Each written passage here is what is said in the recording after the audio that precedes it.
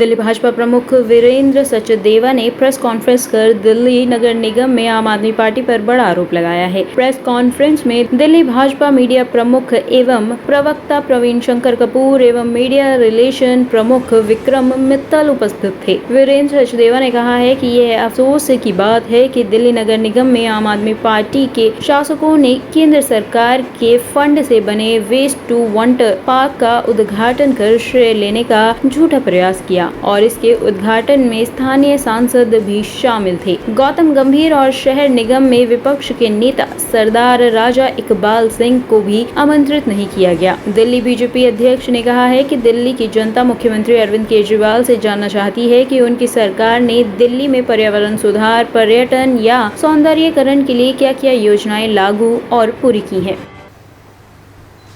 कल दिल्ली के मुख्यमंत्री ने एक बार फिर अपनी निर्लज्जता का परिचय दिया। जहां उनके सांसद संसद भवन के भीतर फ्रॉडगिरी करते हैं, कल बाहर भी इसका एक उदाहरण देखने को मिला।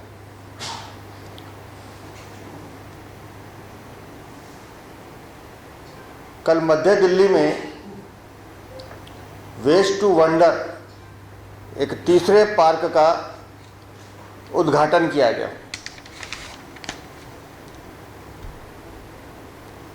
जिसमें दिल्ली के मुख्यमंत्री और दिल्ली नगर निगम की महापौर, इन दोनों ने सार्वजनिक रूप से झूठ बोला है।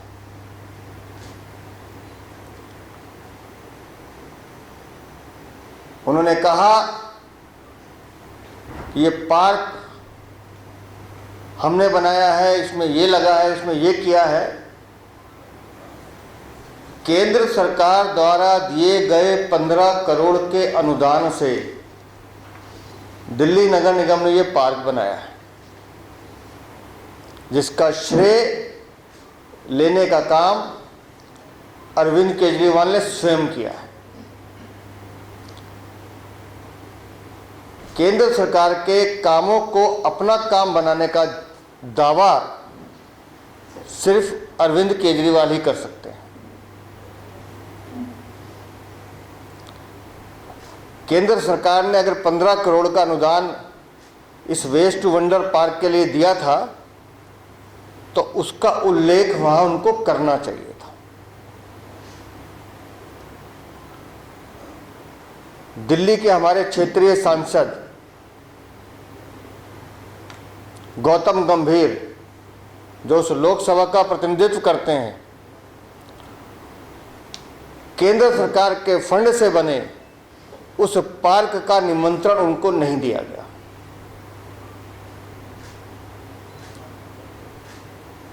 दिल्ली नगर निगम में हमारे नेता प्रतिपक्ष, क्योंकि पार्क दिल्ली नगर निगम ने बनाया है,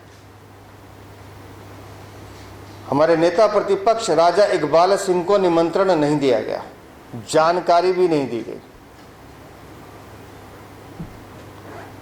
आप स्वयं तो कुछ करेंगे नहीं, लेकिन मोदी जी के कामों को अपना काम बताना, उसका झूठा श्रेय लेना, यह आपकी फितरत में है। इसलिए हम बार बार कहते हैं कि कोरी विज्ञापनबाजी और झूठ के अलावा केजरीवाल के पास कुछ है नहीं।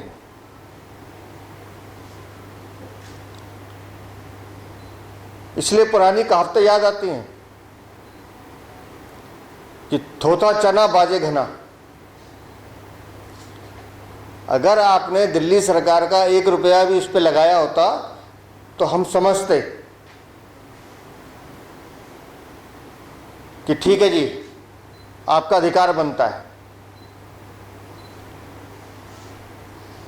मोदी सरकार के अनुदान के रूप में दिए गए पैसों का श्रेय लेना, ये एक तरह से राजनीतिक निर्लज्जता है। जहां विकास के काम होने हैं, वहां आपको कोर्ट से लताड़ पड़ती है कि हम पैसे नहीं दे सकते। वहाँ कोर्ट को आपको डायरेक्शन देनी पड़ती है, क्योंकि विकास के कामों में रुचि नहीं है आपकी। लेकिन अगर मोदी जी दिल्ली में विकास करा रहे हैं तो वहाँ मेरा नाम कैसे लग जाए, मेरी फ़ोटो कैसे छप जाए, उसके लिए आप वहाँ आके खड़े हो जाते हैं। वहाँ से इधर उधर की गई उस मुद्दे को भी दिल्ली विधानसभा में भाजपा विधायक दल उठाएगा। आप सभी को मालूम है कि दिल्ली जल बोर्ड में हजारों करोड़ रुपए के घोटाले हुए हैं। खातों की जांच सीएजी के द्वारा नहीं करवाई जा रही है। और आज ये मैं नहीं कह रहा हूं, दिल्ली सरकार की रिपोर्ट है, दिल्ली जल बोर्ड 72,000 करोड़ घाटे में चल रहा है। डीटीसी अरविंद केजरीवाल की सरकार पिछले 8 सालों में एक भी नई डीटीसी की बस नहीं खरीद पाई, और आज डीटीसी 10,000 करोड़ रुपए घाटे में चल रही है। जो बसें डीटीसी के पास हैं, लगभग 3500 बसें, वे आउटडेटेड हैं, सड़क पर आती है तो ब्रेकडाउन हो जाता है। आए दिन डीटीसी की बसों में आग लग रही है। हमारा पब्लिक ट्रांसपोर्ट सिस्टम पूरी तरह से कोलैप्स कर गया है। तो डीटीसी का मुद्दा भी हम लोग उठाएंगे। और एक मुद्दा जो बहुत ही महत्वपूर्ण है, जिसको पीछे हमने दिल्ली प्रदेश भारतीय जनता पार्टी के अध्यक्ष आदरणीय श्री वीरेंद्र सचदेवा जी के नेतृत्व में उठाया था, पैनिक बटन का। दिल्ली के अंदर जितनी टैक्सीज हैं, बसेज हैं, डीटीसी की बसें हैं, उनसे पैनिक बटन के नाम पर लगभग 800 करोड़ रुपया अरविंद केजरीवाल के चहेते लोगों ने एकत्रित किया, इकट्ठा किया है। 5 रुपए का पैनिक बटन है और वह पैनिक बटन काम नहीं कर रहा है। जब पीछे हमने प्रेस कॉन्फ्रेंस बुला के और इस घोटाले के बारे में मीडिया को जानकारी दी थी और अखबारों में जो खबर छपी थी, एंटी करप्शन ब्रांच ने उसी हमारी खबर के आधार पर जांच शुरू की और जो आरोप हमारे द्वारा लगाए गए थे उसमें सच्चाई पाई गई है। और इसलिए एंटी करप्शन ब्रांच ने अब ये मामला विजिलेंस को सौंपा है कि जो भी लोग हैं उनके खिलाफ एफआईआर हो। और हमने पीछे दिल्ली के ट्रांसपोर्ट मिनिस्टर का हमने इस्तीफा भी मांगा था। हम इस मुद्दे को भी दिल्ली विधानसभा के अंदर उठाएंगे। अंत में मैं ये कहते हुए कि अरविंद केजरीवाल की सरकार ने जो असेंबली का सेशन बुलाया है वह पूरी तरह से गैर कानूनी है।